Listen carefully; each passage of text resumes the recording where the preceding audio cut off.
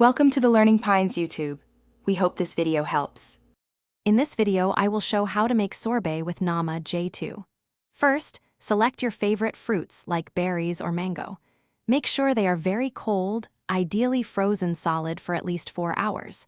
Prepare your Nama J2 by attaching the sorbet attachment. This ensures a smooth, creamy texture. Have a bowl ready to catch your delicious creation. Now, let's get juicing. Slowly feed your frozen fruit into the Nama J2. The machine will work its magic, transforming the fruit into a delightful sorbet. Remember to use the tamper only when necessary, guiding the fruit without pushing too hard. Watch as the smooth, vibrant sorbet emerges, ready to be enjoyed. To elevate your sorbet, consider adding a squeeze of fresh lime or lemon juice for a zesty kick.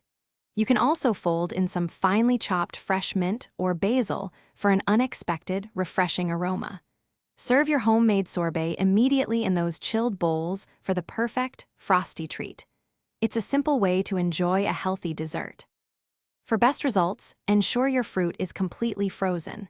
If it's too soft, the sorbet might be more like a thick smoothie. Don't be afraid to mix and match fruits. A blend of 2/3 mango and 1/3 passion fruit is fantastic. Remember to check the description for a link to the Shark AI Ultra Robot Vacuum and other great deals. Enjoy your delicious, homemade sorbet. Thanks for watching. Consider subscribing if we helped you.